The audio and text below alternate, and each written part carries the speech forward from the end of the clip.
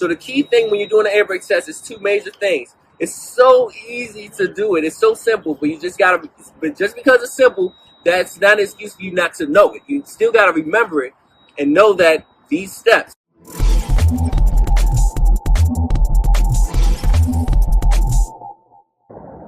You want to do 3 points of contact. So 3 points of contact is your hand is on the rail, 1 foot is on the entry step, and then 1 foot's on the ground. So that's 3 points of contact. So when you get in, step up. Now you're in the driver's seat. So when you're in the end cap, you want to immediately start. You want to set yourself up to do the air brake test first. So when you're in the truck, you just mentioned a couple things before you start the vehicle. You mentioned the driver's seat. Make sure that it's securely flush to securely mounted to the frame, and the frame is securely mounted to the floor. And you can say that it works properly, mounted secure, no cracks, no damage, no leaks.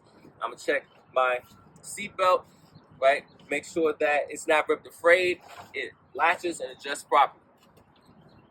And then after you mention the seatbelt, you put it on.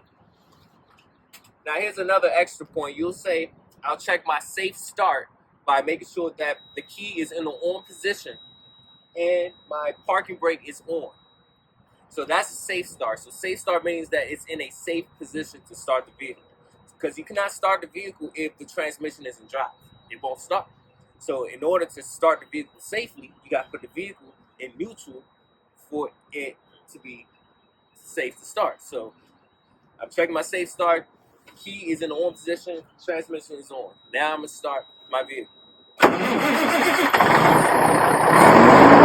So while the vehicle is on, you're telling the examiner you're building the air pressure up between 120 to 140 psi. So as that air pressure builds up, you apply the foot on the gas pedal for it to build up the air pressure.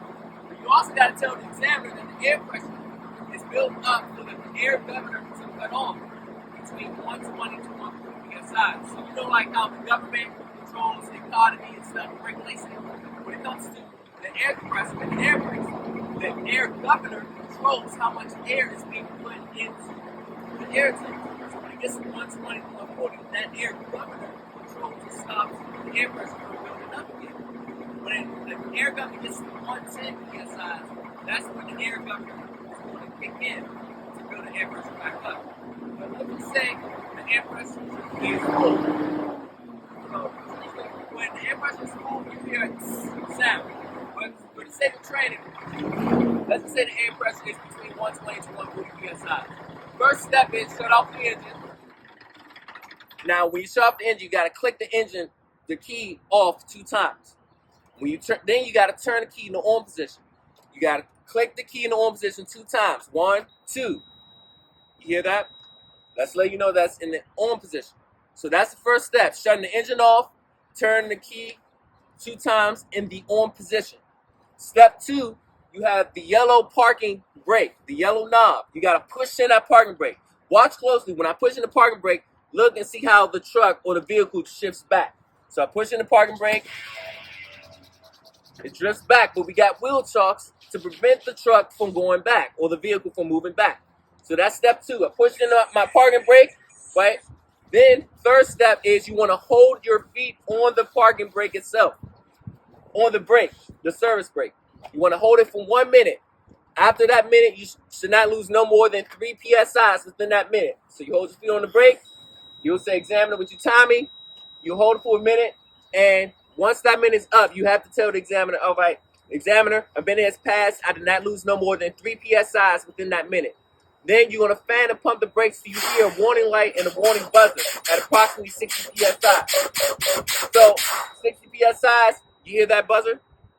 So you have to tell the examiner, all right, my warning light and buzzer came on at 60 psi because what's half of 120?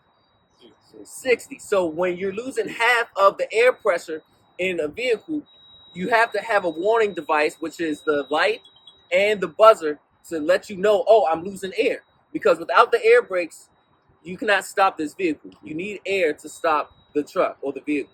So it's 60 psi, examiner. My warning light and buzzer came on, letting me know that my warning devices are activated. Now I'm going to continue to fan and pump the brakes until approximately 40 psi. At that point, that parking brake that I pushed in before, that parking brake needs to pop out. But don't touch it. It's going to pop out because you already pushed it in before. Now, you heard that? My parking brake popped out, indicated that it works properly, and that concludes the air brakes test. So the key thing when you're doing an air brake test is two major things. It's so easy to do it. It's so simple, but you just gotta. But just because it's simple, that's not an excuse for you not to know it. You still gotta remember it and know that these steps: turn the key off, key in the on position, then push in that parking brake. You gotta push it in so that way, when you fan and pump the brakes, then that parking brake will pop out at 20 to 40 psi. So that's the main thing: key in the on position, push in the parking brake. And then I guarantee you, you'll pass the air brake test. So then after you finish the air brake test, you gotta restart the truck and then have the air pressure build up again. Then, time efficiency. While the air pressure is being built up, this is the time where you'll start the end cab, the gauges, mention the steering wheel, the horn, to talk about windshield wipers, all of that while the air pressure is building back up. Now, of course, for the sake of time, you'll learn the end cab. It's so easy because it's like learning when you do it in your car. But you'll know that when you come to like your fifth or your last training session before your road test. So, and again, all of this stuff is in the online portal as well. So if you don't have access to it, let me know so you get access to it. It's called the new online hands-on training program.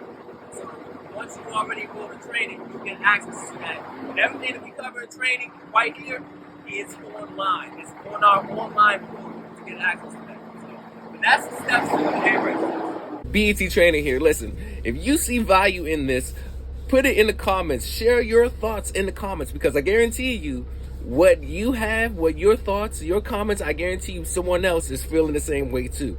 And not only is helping, inspiring, and encouraging you, but it's also helping and inspiring and encouraging people as well to get the valuable information needed so then they can take their dreams, your dreams, the overall everybody's dreams, goals, legacy, fruitions, businesses to the next level. And I have to commend you and thank you for being here thus far. And I strongly encourage you to pass this, share this forward. Let's have the discussion. Let's go ahead and change generations to generations. Let's build that legacy. Let's build that generational wealth to pass down to our families, generations moving forward. Let's be empowered by this. Let's have discussion. Let's talk about it. Let's implement and apply the principles needed so we all can get to a higher level place of quality of life. So, take care, drive safely, and again, remember, be the best version of yourself. Take care and talk to you soon.